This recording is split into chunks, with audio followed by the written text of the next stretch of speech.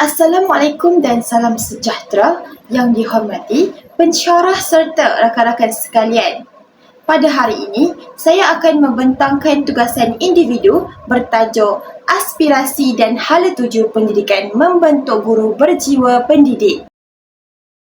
Dalam era pendidikan abad ke-21, sistem pendidikan tidak lagi hanya menekankan pencapaian akademik semata-mata tetapi turut memberi fokus kepada pembentukan sahsiah, nilai kemahiran berfikir aras tinggi serta kemahiran insaniah. Selain itu, pendidikan masa kini juga menuntut murid untuk lebih aktif, kreatif dan mampu berfikir secara kritis dalam menghadapi cabaran dunia sebenar. Hal ini kerana dunia kini berdepan dengan pelbagai cabaran seperti globalisasi, perkembangan teknologi dan perubahan sosial yang pesat. Oleh itu, sistem pendidikan perlu bersifat dinamik dan relevan dengan keperluan semasa. Dalam situasi ini, peranan guru menjadi semakin mencabar kerana mereka bukan sahaja perlu menyampaikan ilmu tetapi juga membentuk sahsiah dan jati diri pelajar.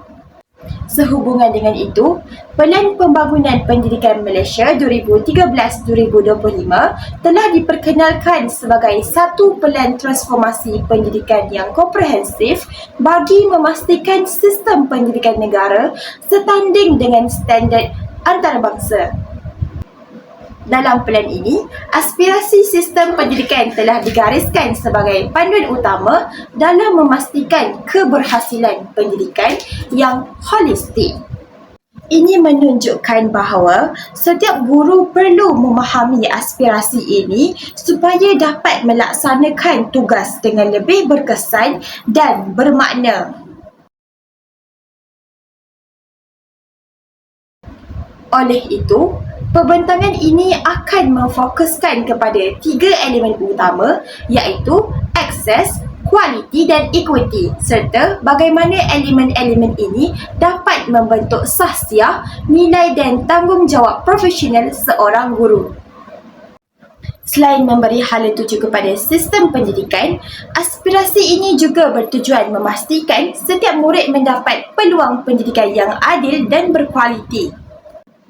Dalam konteks ini, guru memainkan peranan penting sebagai pelaksana dasar pendidikan di peringkat sekolah. Ini bermaksud kejayaan aspirasi pendidikan sangat tergantung kepada sejauh mana guru memahami dan menghayatinya. Sekiranya guru tidak memahami aspirasi ini, maka pelaksanaan pendidikan di bilik darjah tidak akan mencapai matlamat yang sebenar. Selain memastikan peluang pendidikan diberikan kepada semua murid, elemen akses juga menekankan kepentingan pendidikan inklusif. Ini termasuk murid berkeperluan khas, murid di kawasan luar bandar serta murid daripada latar belakang sosioekonomi rendah.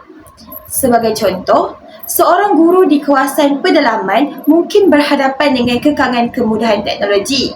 Namun begitu, guru tersebut masih perlu kreatif dalam memastikan murid dapat memahami pembelajaran. Sebagai contoh, guru boleh menggunakan bahan bantu mengajar yang mudah seperti kad imbas atau aktiviti berkumpulan.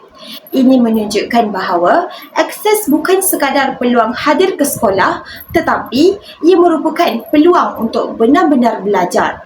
Selain itu, guru juga perlu mengenal pasti tahap kebolehan murid dan menyesuaikan kaedah pengajaran agar semua murid dapat mengikuti pembelajaran. Di sinilah pentingnya konsep tiada murid tercicir. Selain itu, guru juga perlu memantau kehadiran murid dan mengambil tindakan sekiranya terdapat murid yang sering tidak hadir ke sekolah. Sebagai contoh, guru boleh berhubung dengan ibu bapa bagi mengetahui punca masalah dan mencari jalan penyelesaian bersama. Kesannya, guru akan lebih peka terhadap keperluan murid dan berusaha membantu mereka secara berterusan. Selain itu, Elemen kualiti juga berkait rapat dengan keberkesanan pengajaran dan pembelajaran di dalam bilik darjah. Guru bukan sahaja perlu menyampaikan isi kandungan, tetapi juga memastikan murid benar-benar memahami dan dapat mengaplikasikan ilmu tersebut. Sebagai contoh, dalam pengajaran bahasa Melayu, guru boleh menggunakan kaedah pembelajaran berasaskan projek bagi meningkatkan kemahiran berfikir murid. Penggunaan teknologi seperti video, kuis interaktif dan aplikasi pembelajaran juga dapat meningkatkan penglibatan murid. Namun begitu, kualiti bukan hanya terletak pada teknologi semata-mata, tetapi juga pada sikap guru itu sendiri.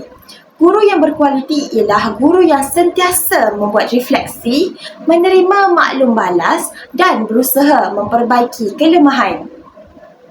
Ini menunjukkan bahawa profesionalisme guru adalah satu proses yang berterusan, bukan sesuatu yang statik. Selain itu, guru juga perlu mengamalkan pembelajaran sepanjang hayat bagi memastikan mereka sentiasa relevan dengan perubahan semasa. Sebagai contoh, guru boleh menghadiri kursus atau bengkel untuk meningkatkan kemahiran pedagogi dan penggunaan teknologi dalam pengajaran.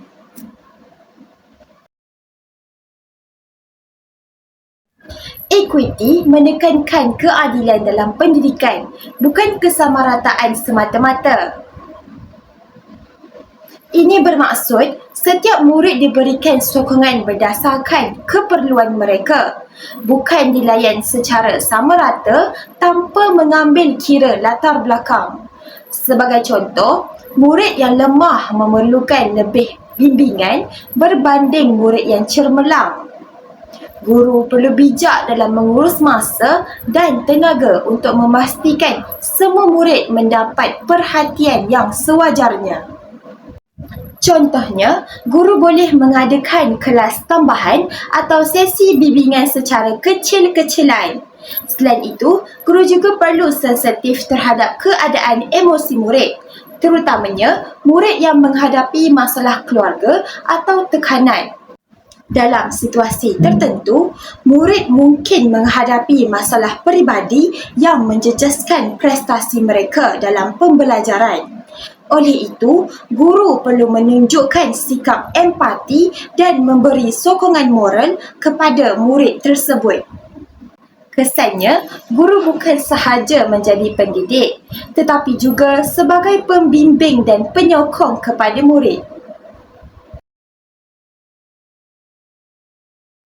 Kefahaman terhadap aspirasi pendidikan membolehkan guru melihat tugas mereka dalam perspektif yang lebih luas. Guru tidak lagi hanya berperanan sebagai penyampai ilmu, tetapi sebagai pembentuk insan yang seimbang dari segi jasmani, emosi, rohani dan intelek. Ini secara langsung membentuk sahsiah guru yang lebih berintegriti, beretika dan bertanggungjawab. Selain itu, guru juga akan lebih komited dalam melaksanakan tugas kerana mereka memahami matlamat sebenar pendidikan. Hal ini juga membantu guru membuat keputusan yang lebih tepat dalam situasi pengajaran dan pembelajaran.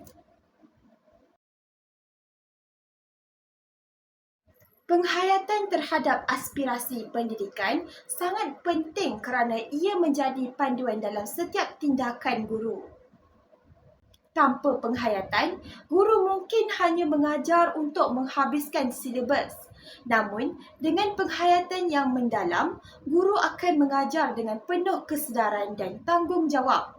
Kesannya, guru mampu menjadi role model dan sumber aspirasi kepada pelajar. Selain itu, penghayatan ini juga dapat meningkatkan motivasi guru untuk terus memberikan yang terbaik dalam profesen keguruan.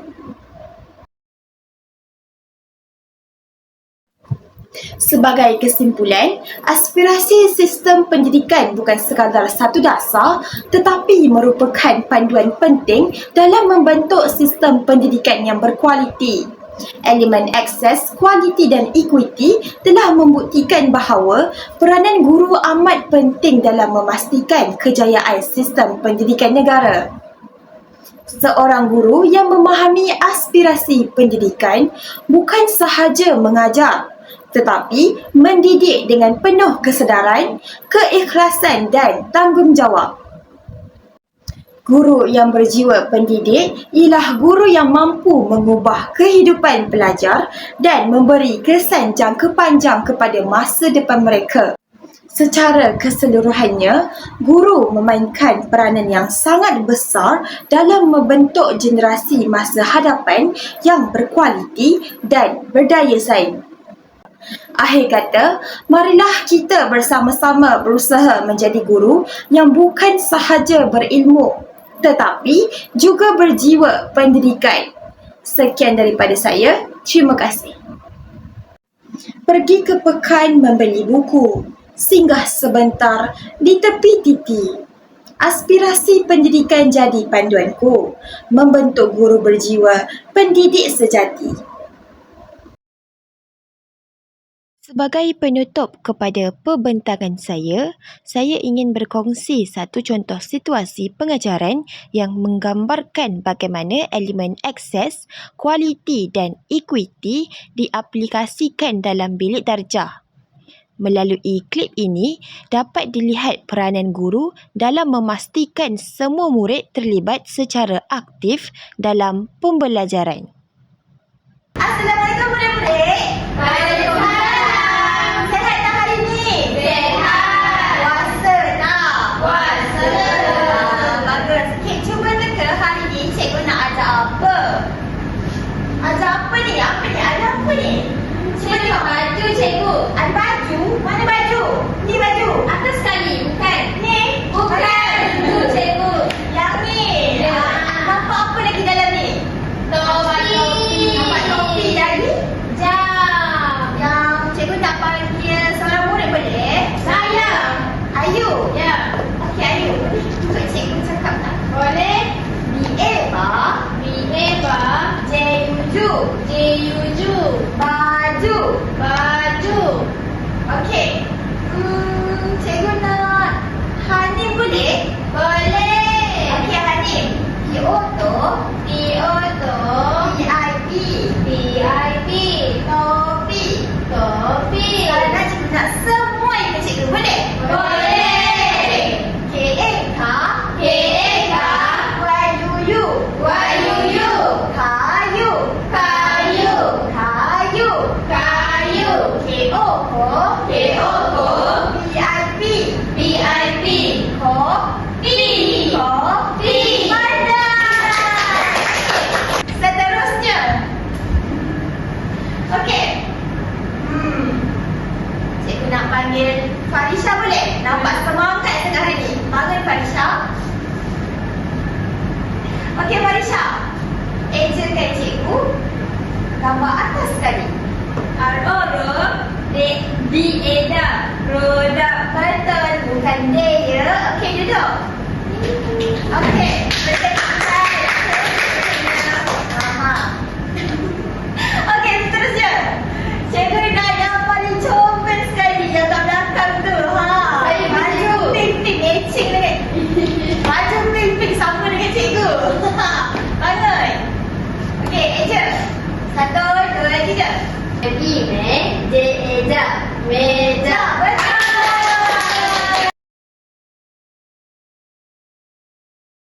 Okey, Assalamualaikum murid-murid. Waalaikumsalam. Kamu semua sihat? Sihat. Okey, alhamdulillah.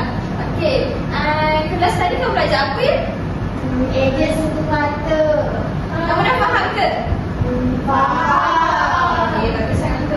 Okey, senang bagus macam bosan je hari ni. Apa kata kita nyanyi sama-sama? Boleh tak? Boleh.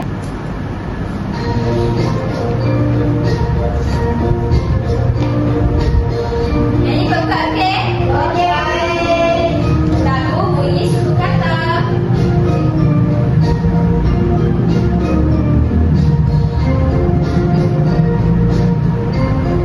Goyang badan sikit. Ye makan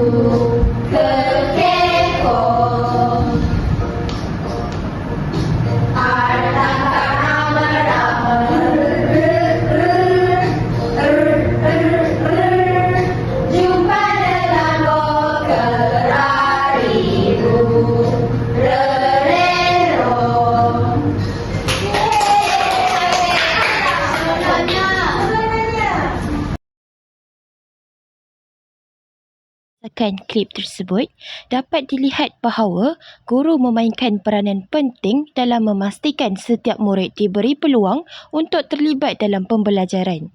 Ini jelas menunjukkan aplikasi elemen akses, kualiti dan ekuiti dalam situasi sebenar pengajaran.